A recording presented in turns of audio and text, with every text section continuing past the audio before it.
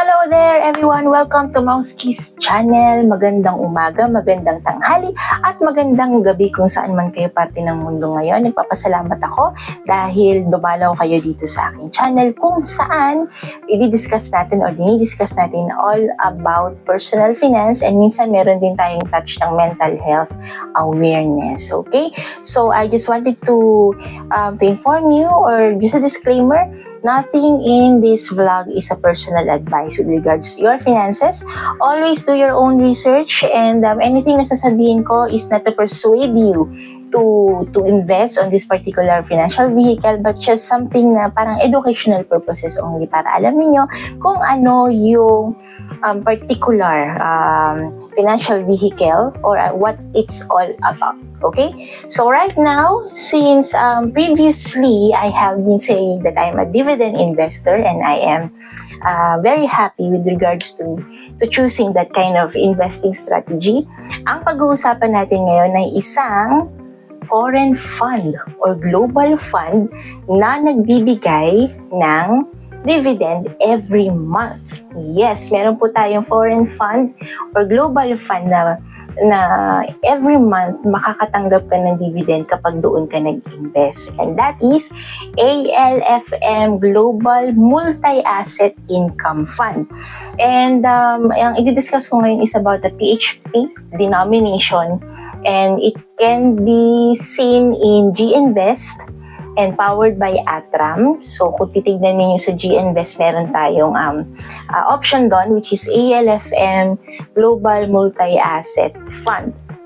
Dati, ang kailangan mong kapital kapag dito ka mag-i-invest ay around 1,000 pesos, and then sa mga succeeding mo is 1,000 pesos din. Pero I think right now, nagbago na siya. Okay?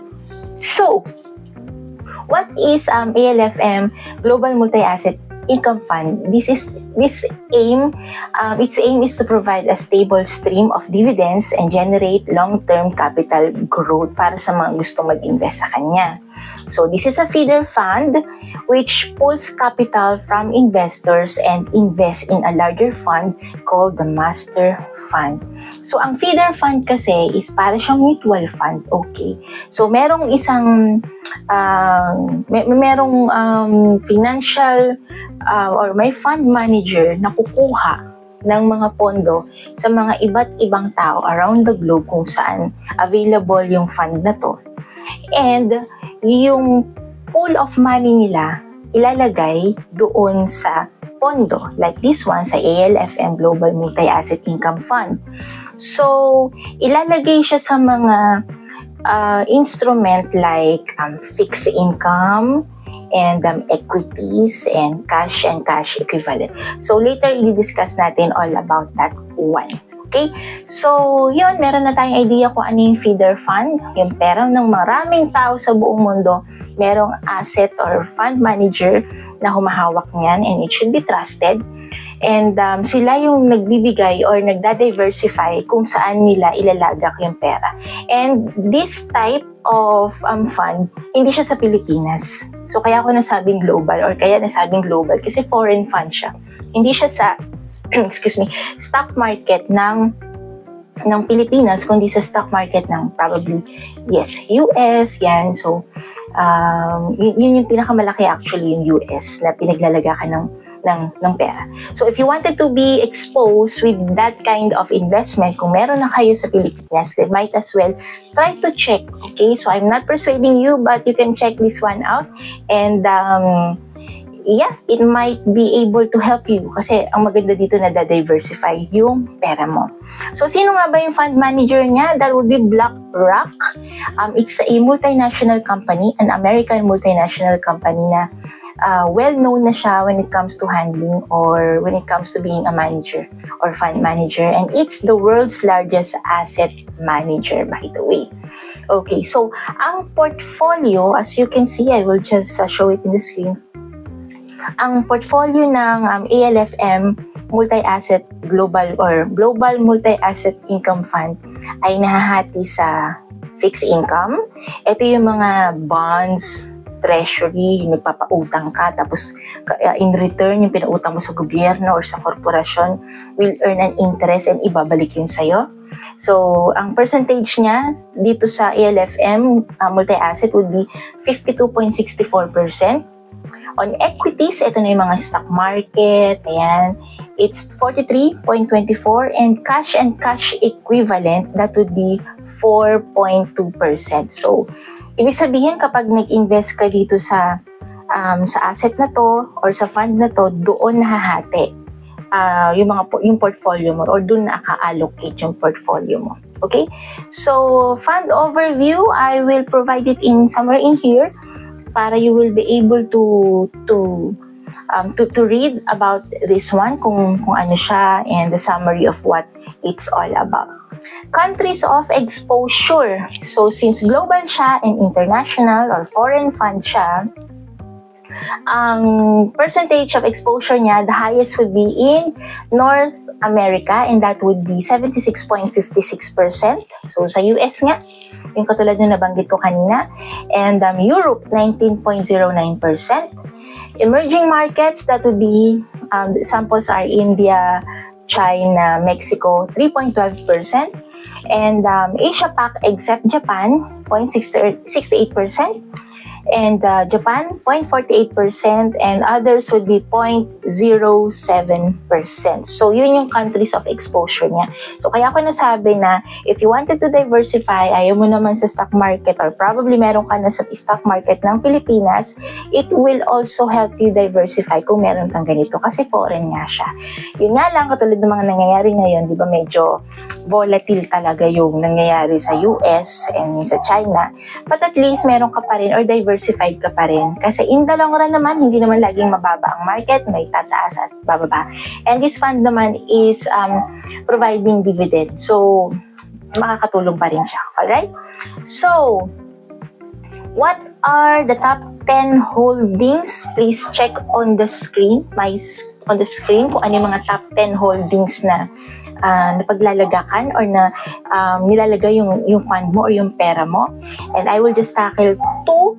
That would be, the first one is yung ISH, top 2 by the way, ISH, MSCI, USA, Quantity Div ESG, UC, ITS ETF, that would be 3.62%.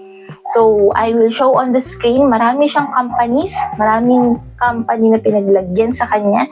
So, okay. So, ang samples would be Apple, Nvidia, Microsoft, IBM, Johnson & Johnson, and McDonald's. Those are just some of the companies na napaglalagaan or merong percentage yung pera mo kapag naglagay ka dito. Okay? So, ba't marami? Marami talaga siya kasi nga feeder fund siya. Halo-halo. Halo-halong asset, halo-halo. Yun nga, katulad yung nasabi ko kanina, meron kang equity, meron kang fixed income. So, ayun. And then the top 2 would be more on the bonds.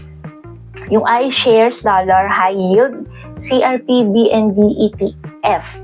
So, ang mga sample nun, makikita nyo rin dito sa screen kung saan ko man ilalagay. Tenet Healthcare Corporation, United Rentals, North America Incorporated, and Goodyear, kasama rin siya. Okay? So, that is what comprising, but that's not limited to those na nabanggit ko, kasi kung titignan mo yung listahan, kung i-research mo talaga siya, marami talagang mga companies and mga kung ano mang financial vehicle or asset ang nakapaloob dito sa feeder fund na to. Okay? So, syempre, hindi ka naman mabibigyan ng malaking dividendo kung maliit lang din yung pera mo.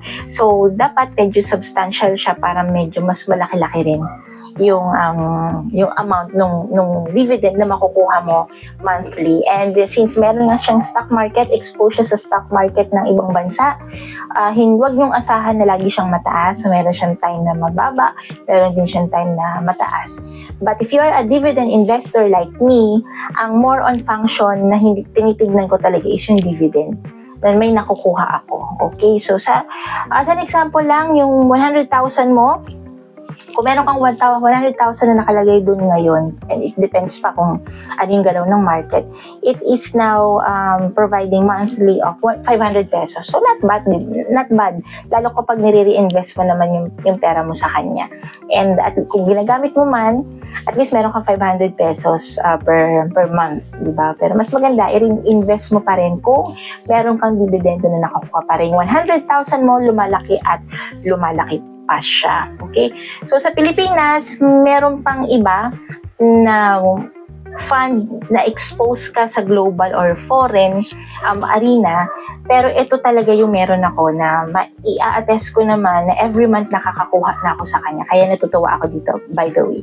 And I'm still planning to, or right now I'm still increasing my fund in this in ALFM Global Multi-Asset Fund. So, is it worth it? It really depends on you.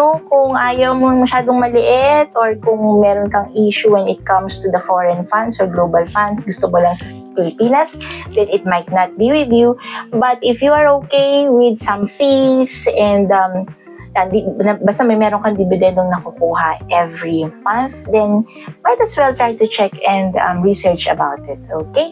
So I think that's it for me.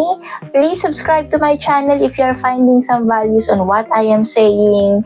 And if I missed something, or if you wanted to comment, ask question or what, please feel free to comment down below. And also I have a Facebook page wherein you can message me here at Mauskis or on Personal Finance by Mauski. Again, this is not a advice, what they call that. This is not a personal advice from me to you. You should always do your own research and liaise with a financial planner or financial advisor. This is Mauski, and thank you for listening. Bye-bye!